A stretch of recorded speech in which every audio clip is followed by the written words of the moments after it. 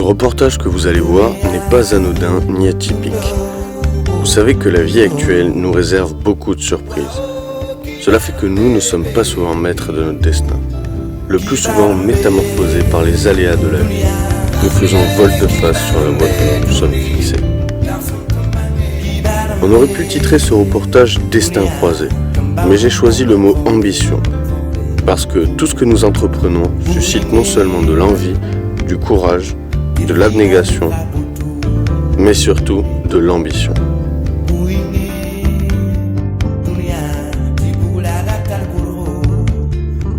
Dans la vie d'aujourd'hui, le talent ne suffit pas, car l'on peut être pétri de talent, bardé de diplômes et stagner dans sa progression. Le vrai talent, c'est celui qui sait s'en servir, et pour cela il faut y croire et être très ambitieux.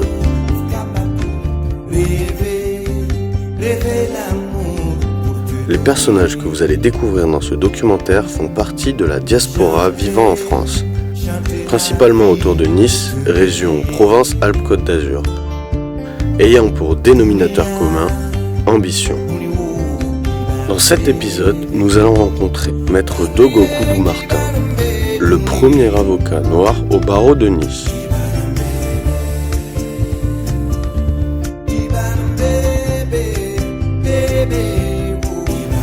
Il va nous parler de son parcours et de son engagement dans la vie quotidienne.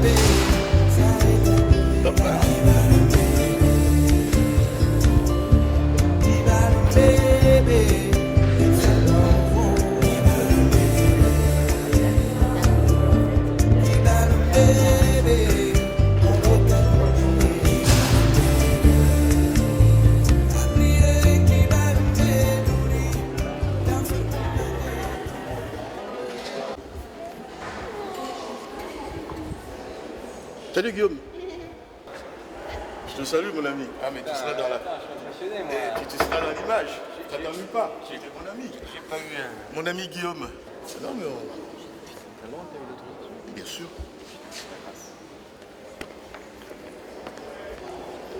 C'est bon. C'est pas possible.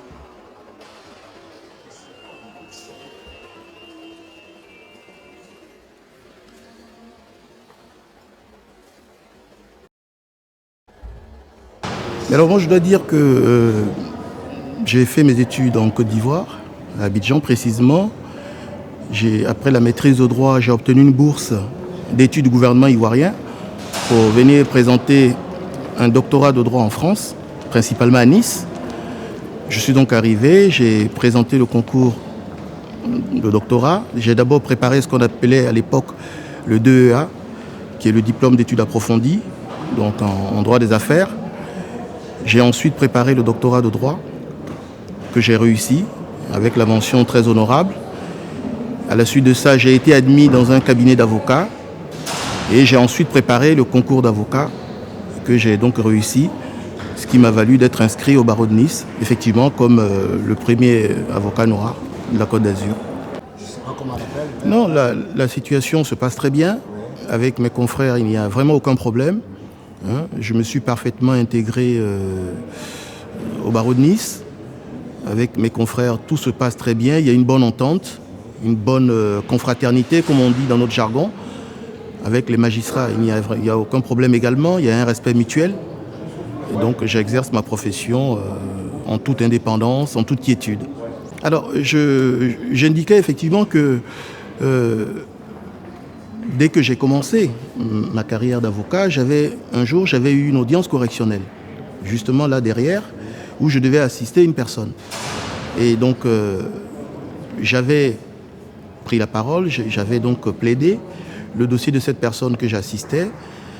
Et il se trouve que la plaidoirie avait été très appréciée par beaucoup de confrères, et notamment par un confrère qui venait, je crois, de Paris.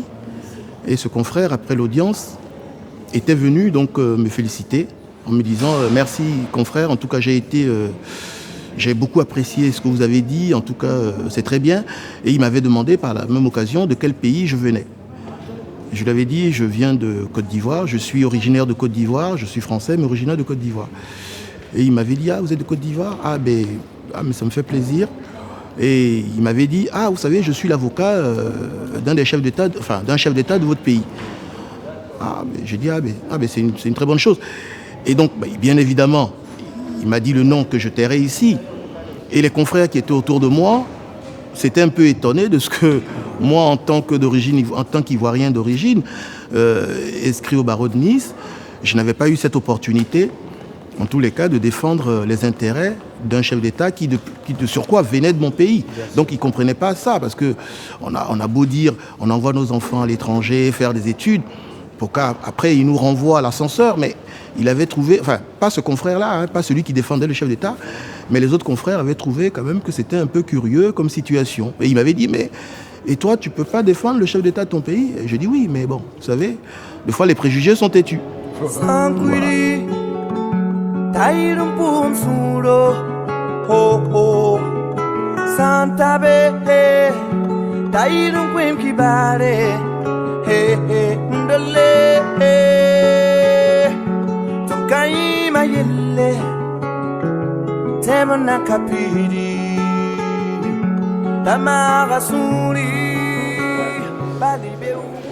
En elle-même, elle est française, sauf que ce rabat-là, il vient pas de France en fin de compte. Ce rabat dentelle.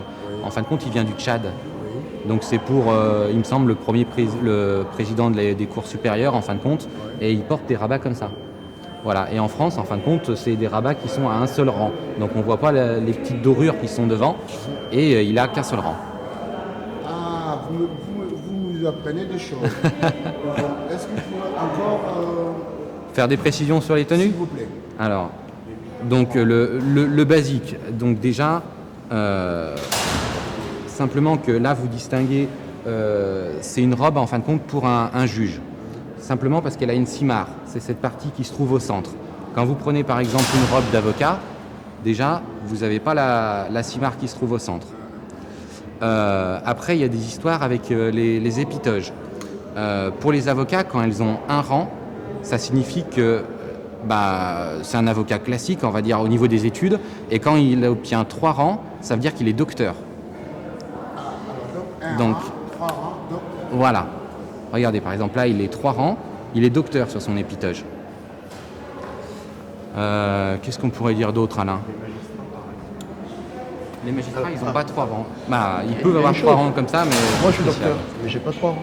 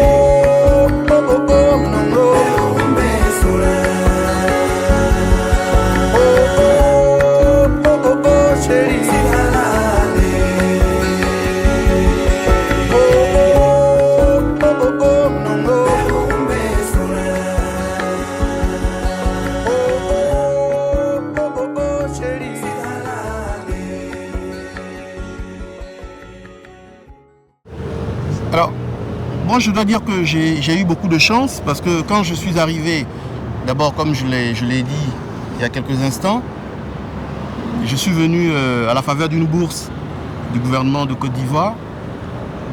Et quand je suis arrivé, j'ai donc été hébergé à la cité universitaire Jean Médecin, qui est la plus grande cité universitaire étudiante de Nice. Et je me suis bien intégré puisque j'ai été choisi par les étudiants pour diriger cette cité universitaire, pour représenter en tout cas tous les étudiants, pour la diriger. Donc j'ai été président de la cité universitaire Jean Médecin. J'ai été président 1 an et j'ai été élu une 2e fois. Donc pendant 2 ans, j'ai dirigé cette cité universitaire qui à l'époque quand même comportait en son sein près de 900 étudiants. Et donc, avec beaucoup d'amis étudiants, nous avons pu organiser plein de choses. On a organisé des tournois, on s'est battu en tout cas pour que les conditions des étudiants soient améliorées. Et donc, ça m'a permis d'avoir une camaraderie avec tous ces gens et donc ça s'est très bien passé. Être à l'aise, ce serait un peu prétentieux de dire ça, mais je dois dire que tout va bien. Bien sûr que j'ai des amis, j'ai une famille, je suis marié, père de 4 enfants, j'ai une femme merveilleuse, des enfants qui sont magnifiques, j'ai un cabinet à moi. C'est vrai que ce n'est pas toujours facile, avec toutes les charges sous lesquelles nous croulons, mais on essaie de tirer notre épingle du jeu. Et donc, dans l'ensemble, je dois dire que ça va. Je peux préciser une chose, c'est que je suis inscrit effectivement au barreau de Nice, c'est-à-dire j'appartiens à l'ordre des avocats de Nice, au barreau de Nice. Mais étant inscrit au barreau de Nice, Nice qui est une ville de la France, je fais partie en même temps du barreau européen. En tant que Français, en tant qu'Européen, je fais partie du barreau européen. Et je n'exerce pas qu'à Nice. Je vais partout, je vais à Lyon, à Paris, je suis allé en Tunisie, au Maroc, en Norvège, à Oslo. Je vais dans beaucoup de pays. Je ne plaide pas qu'à Nice. Voilà.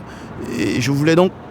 Il ne faut pas que les gens pensent qu'il est avocat à Nice, il ne peut rester qu'à Nice. Non, un avocat, c'est celui qui peut aller dans le monde entier, pourvu qu'il ait un client qui demande que cet avocat-là puisse le défendre dans n'importe quel pays du monde. Cela étant dit, je voudrais donc dire qu'effectivement, après mon doctorat de droit, il était en principe question que je retourne en Côte d'Ivoire pour enseigner à l'université. Parce que j'ai fait un doctorat de droit qui me permettait, en tout cas qui me permet aujourd'hui encore, d'être enseignant à l'université. Il se trouve que malheureusement, à cette époque-là, c'était dans les années 90, la Côte d'Ivoire avait connu un mouvement, on va dire, insurrectionnel. Et du coup, le président, à l'époque, Feu Houphouët-Boigny, paix à son âme, avait donc décidé de la fermeture des universités. Et moi, ne sachant pas ce que j'allais faire en rentrant en Côte d'Ivoire, puisqu'il était prévu que j'aille enseigner, il avait décidé de la fermeture des universités pendant 1 an. Je ne pouvais pas rentrer en Côte d'Ivoire et pendant 1 an attendre à déposer, si vous voulez, des demandes d'emploi et ne pas être certain de pouvoir obtenir quelque chose. Donc, j'ai été un peu contraint et forcé de rester en France. Et j'ai eu la chance d'avoir un cabinet, Maître Chasse, qui est un grand avocat niçois, qui lui n'a pas fait difficulté, qui m'a accueilli dans son cabinet et qui a permis que je puisse après préparer le concours d'avocat que j'ai réussi. Et grâce à lui, j'ai pu donc m'inscrire au barreau et prêter serment. Prêter serment et m'inscrire ensuite au barreau de Nice. J'étais au cabinet de Maître Chasse, j'y ai exercé pendant 2 ans. En même temps, j'ai exercé en tant que, on va dire, collaborateur au départ, puis en tant que, pas avocat d'abord, puisqu'il fallait d'abord passer le concours. Quand j'ai passé le concours, que je l'ai réussi, j'ai ensuite donc commencé avec lui en tant que cette fois-ci avocat stagiaire pendant 2 ans. Et après ce stage de 2 ans, j'étais inscrit au barreau, mais j'étais stagiaire chez lui. Après ce stage de 2 ans, j'ai pu donc ouvrir un cabinet personnellement.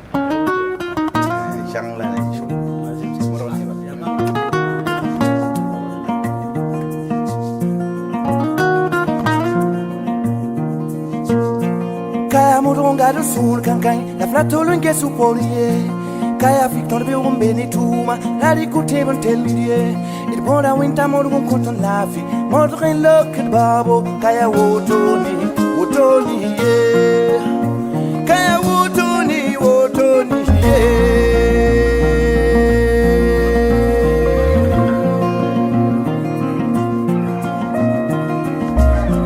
kaya niye nampam Diri buru fangili kakarambise karna mimbasi atinka ni beuye ilbona winta mondu koton la fila mun gilokit babo kaya wotoni ye kaya wotoni ye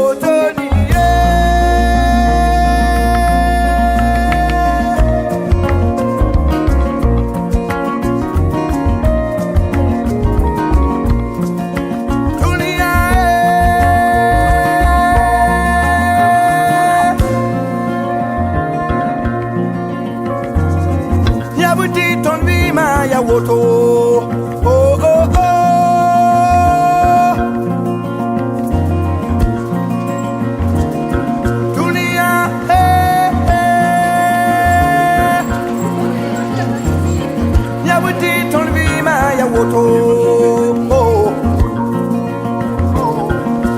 Hadumbi katulunung atoye, katuitsung atoye, katulunung atoye, katuiwing atoye. Oh oh oh. Hadumbi katulunung atoye, katuitsung atoye, katuiwing atoye, katuiman atoye. Oh oh oh.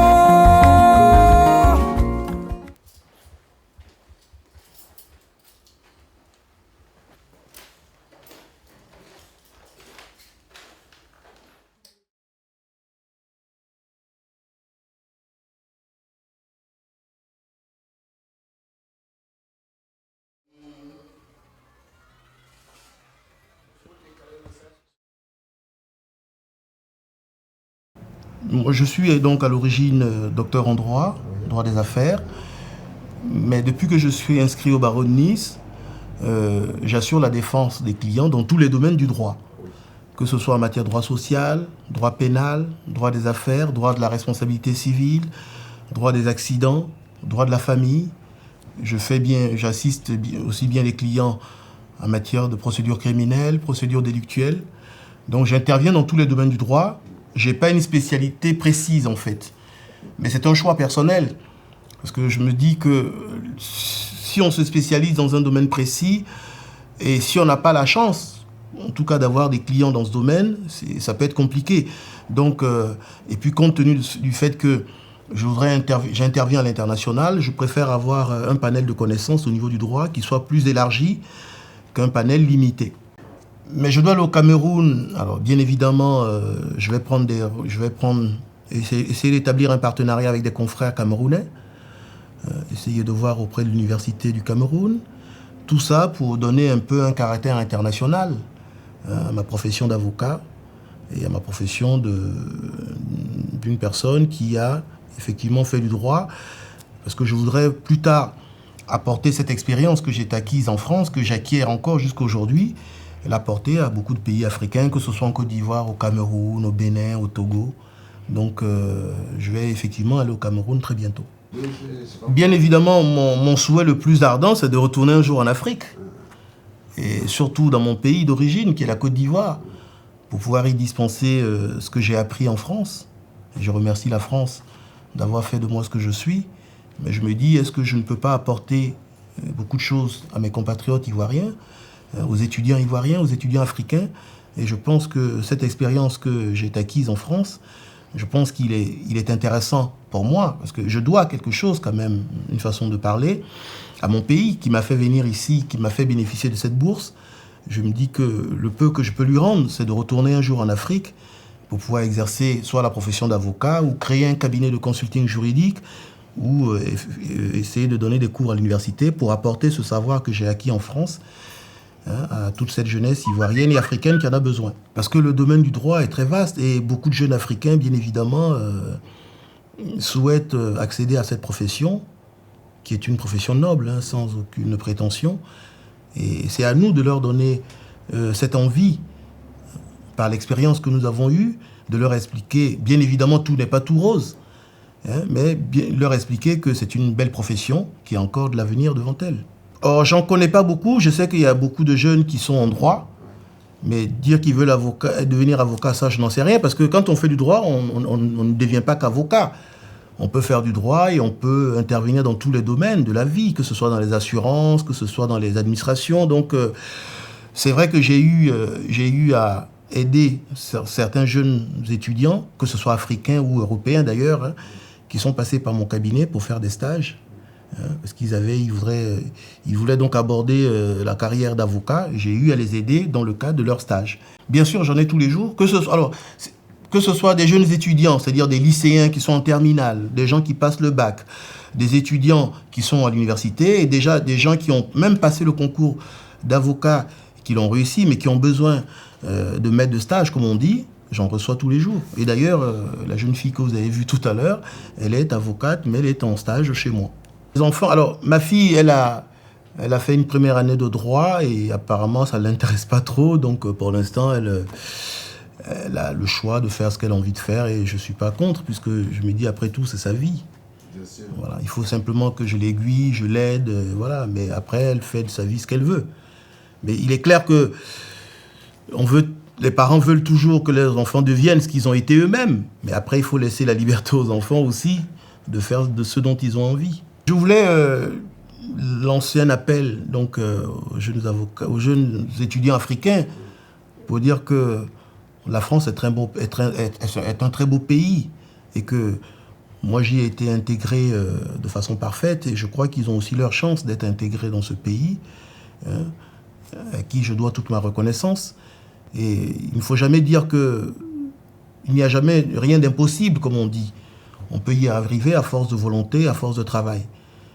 Je n'ai pas la prétention de dire que j'y suis arrivé, mais modestement, je peux dire quand même, étant avocat depuis 1994, je peux dire quand même que j'ai une expérience qui n'est pas négligeable.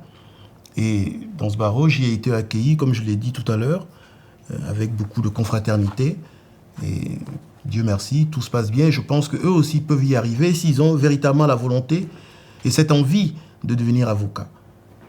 Mon père avait toujours voulu que je sois magistrat, mais c'est pas très loin. Être avocat et magistrat, c'est pas très loin. Mon père avait toujours voulu que je sois magistrat, et c'est vrai qu'avant d'avoir la bourse d'études pour venir en France, j'avais été admissible en Côte d'Ivoire au concours de la magistrature.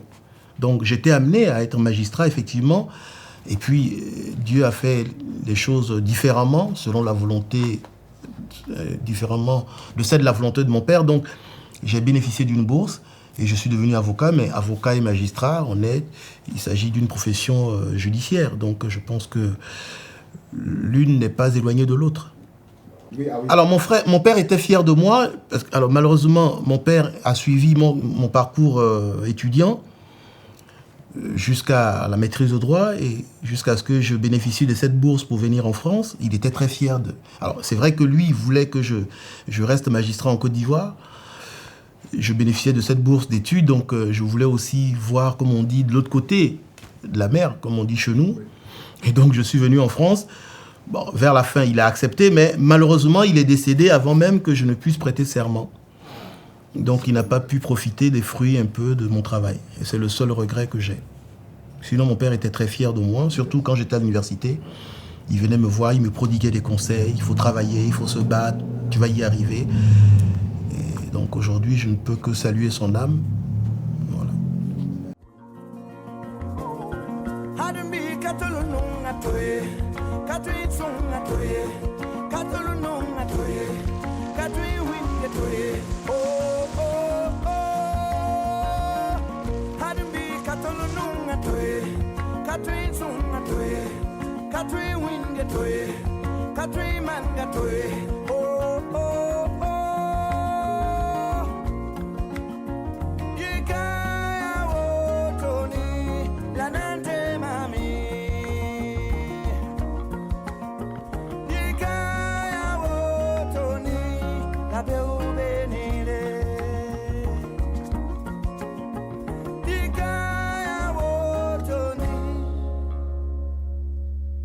Nanzem Sami.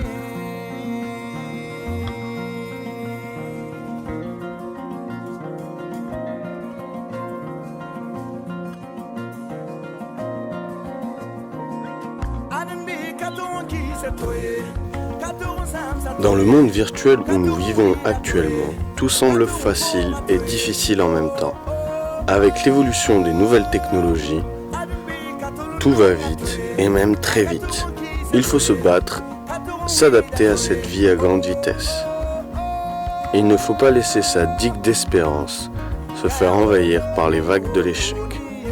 Tant qu'il y aura de la vie et de l'ambition, il y aura de l'espoir. Merci d'avoir suivi cette émission.